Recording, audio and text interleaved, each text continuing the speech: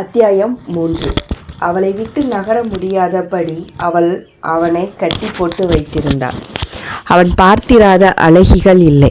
இவ்வளவு ஏன், எந்நேரமும் ஆரவாரத்துடன் இயங்கிக் கொண்டிருக்கும் இந்திரலோகத்து அழகிகளை அனுதினமும் பார்க்கின்ற அவன் கண்களுக்கு இவள் மட்டும் ஏன் புதுமையாக தெரிய வேண்டும்? தெரிந்து தொலைக்கிறாளே, அவனையே தொலைய வைக்கிறாளே. அவளது பெயர் கூட அவனை இப்போது இம்சித்து பித்து பிடிக்க வைக்கிறது.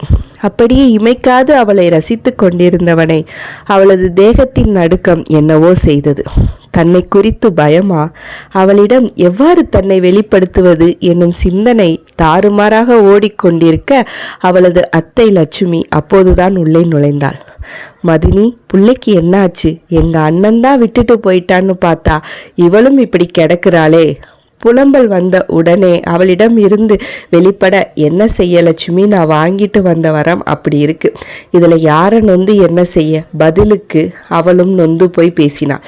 மதினி, கவலைப்படாதீங்க, அண்ணனுக்கு 30 முடியட்டும், இவளை கூட்டிட்டு நம்ம ஊர் சிவன் கோயிலுக்கு போயிட்டு வரலாம், அப்போதான் யமபயம் விலகும். பயத்தின் சாயம் பூசியாவது அவளது நினைவில் நின்று கொண்டிருந்த தம்மை இவர்கள் விளக்குவதற்கு திட்டம் தீட்டிக் கொண்டிருக்கிறார்களே, இது சரியாக வராது. அவளது சிந்தையில் இருந்து நான் ஒருபோதும் விலகப் போவதே இல்லை, சிவன் கோவிலுக்கு செல்வதை தடுத்து நிறுத்த வேண்டும் என உடனே நினைத்து கொண்டான் யமன். அவனுக்கு இப்போது சிவனை நினைத்து பயம் வேறு வந்தது. அப்படித்தான் நானும் நினச்சி வச்சிருக்கேன் லட்சுமி, இவ தெம்பா எந்திரிச்சு உட்காந்துட்டா போதும். இன்னும் இவர்கள் பேசுவதை எல்லாம் கவனித்தபடியே இருந்த யமனின் கவனம் உள்ளே நுழைந்த ஒருவன் மீது படிந்தது. அலை அலையா சிலும்பிக் கொண்டிருந்த அந்த கேசம் அவனுக்கு அவ்வளவு அழகாக இருந்தது. அளவான நிறமாய் அதீத அழகாய் இருந்தான் அந்த வாலிபன். யார் இவன்? என் பாச கயிற்றுக்கு வேலை வைப்பது போல் வந்து நிற்கின்றான். இவனை பார்க்கையில் ஏன் எனக்கு இவ்வளவு உடம்பில் எரிச்சல் ஏற்படுகிறது? யமனின் கேள்விக்கு சற்று நேரத்திலே விடை கிடைத்து போனது. அத்தை, அஞ்சுமாவுக்கு இப்போ பரவாயில்லையா? அஞ்சுமா அந்த அழைப்பில் விரவி இருந்த உணர்வு யமனை சில்லிட வைத்தது. இவன் இவளை காதலிக்கின்றான், அதன் வெளிப்பாடே இவ்வழைப்பு. புரிந்து கொண்டான் யமன். அதில் ஒன்றும் ஆச்சரியம் இல்லையே.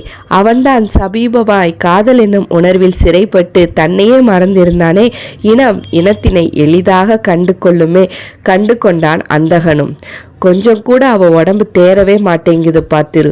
உன் மாமா போனதையே என்னால் இன்னும் ஏற்றுக்க முடியலை, இதில் இவ வேற. அத்தை, எல்லாம் சரியாயிடும், நான் அவ கூட இருக்கேன், நீங்கள் வீட்டுக்கு கிளம்புங்க.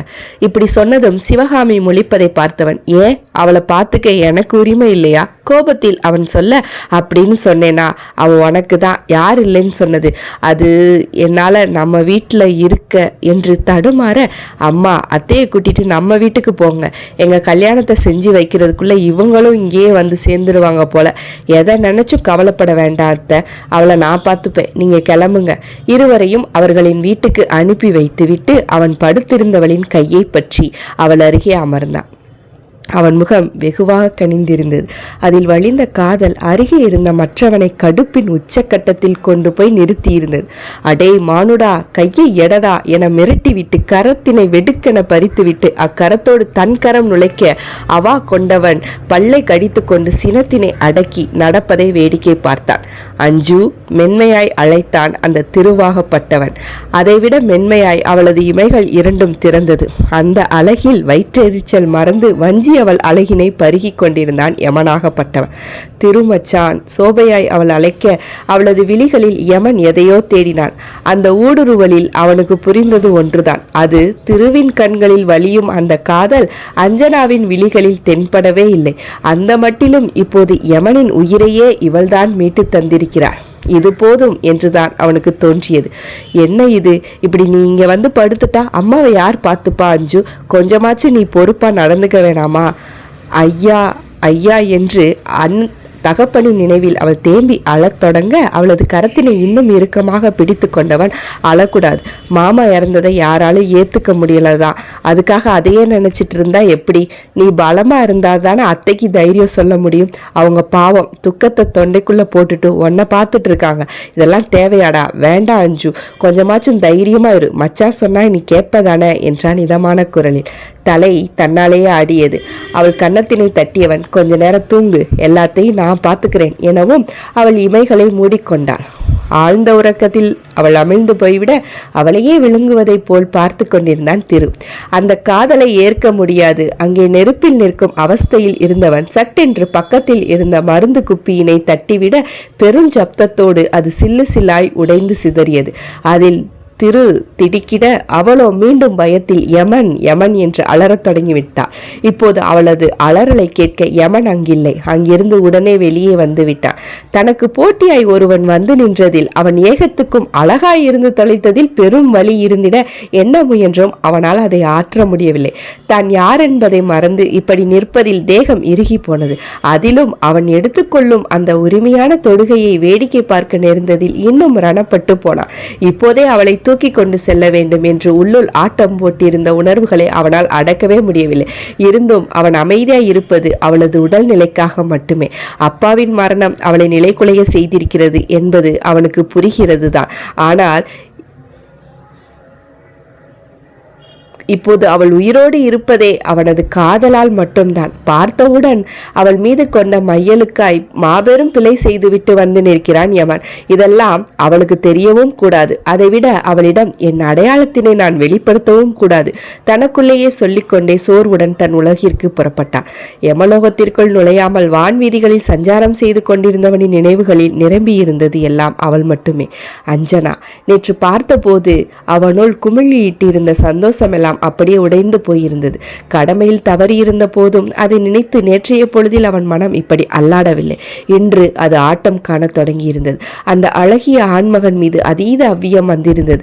தன்னால் நெருங்க இயலாத பெண்ணினை அவன் நெருங்குகிறான். இதை பார்த்துவிட்டு அதற்குள் நாராயணா நாராயணா என்னும் நாமம் அவ்விடம் முழுவதும் பரவிட அவன் எண்ண அலைகள் தடைபட்டது. வந்தது நாரதன், கலகக்காரன். இன்றென்ன சொல்லப் போகிறானோ என்ற பார்வையோடு தனக்குள் ஏற்பட்ட மாற்றத்தினை மறைக்க அவன் பெரும்பாடு பட்டு கொண்டிருந்தான். என்ன யமா, வான்வீதியில் சஞ்சாரம் அடித்து கொண்டிருக்கிறாய் போல கடமையெல்லாம் முடிந்ததா? முடிந்தது நாரதரே. ஆனாலும் முகத்தில் இன்னும் சஞ்சலம் ஒட்டியுள்ளதே. ஏதேனும் சங்கடமா? என்னிடம் சொல்வதாய் இருந்தால் சொல்லலாம் யமா, என்னால் இயன்றதை செய்வேன். எல்லாம் தங்களின் மீனான கற்பனை நாரதரே. இந்த யமனுக்கு சஞ்சலம் என்ற ஒன்று வருவதே இல்லை. அப்படியே வந்தால் அதை எவ்வாறு நிவர்த்தி செய்வதென்று அடியேனுக்கு தெரியும். தாங்கள் என்னை குறித்து ஆலோசிக்க தேவையே இல்லை. தங்களுக்கே ஏகப்பட்ட கடமைகள் இருக்கின்றது. இதில் என் விஷயம் உங்களுக்கு ஏன்? அதற்கில்லை யமா. நாரதரே, இத்தோடு இப்பேச்சினை முடித்து கொள்ளுங்கள்.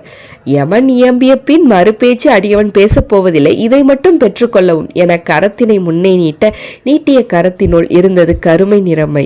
என்ன இது? அஞ்சனம். அதை உச்சரிக்கும் போதே நாரதரின் முகத்தில் சிரிப்பும் வார்த்தையில் அழுத்தமும் தெரித்தது. அஞ்சனா. மெய்மறந்து தன்னை மீறி யமன் அழைத்துவிட்டு நாக்கை கடித்து, அஞ்சனமா, அதையே என்னிடம் நீட்டுகிறீர்கள் என்றார். தேவைப்படும் என்பதால் தான். நாரதரே, திரிலோக சஞ்சாரி நான் யமா. என்னையே ஏமாற்ற நினைக்கிறாயே, இதெல்லாம் சரிதானா? பிடிப்பட்ட உணர்வுடன் நாரதரே என அவன் விழிக்க, இறுதியாக நான் சொன்னதுதான் நடந்திருக்கிறது என்றான் நாரதன். இல்லை, அந்த மறுப்பில் திடமில்லை. புரிந்து போனது நாரதனுக்கு. ஈசன் அழித்தலுக்கென உண்டான கடவுள், ஆதியும் அந்தமும் இல்லாதவன். இப்போது நாரதரின் குரலில் மாற்றம் வந்திருந்தது. அறிவேன் நாரதரே.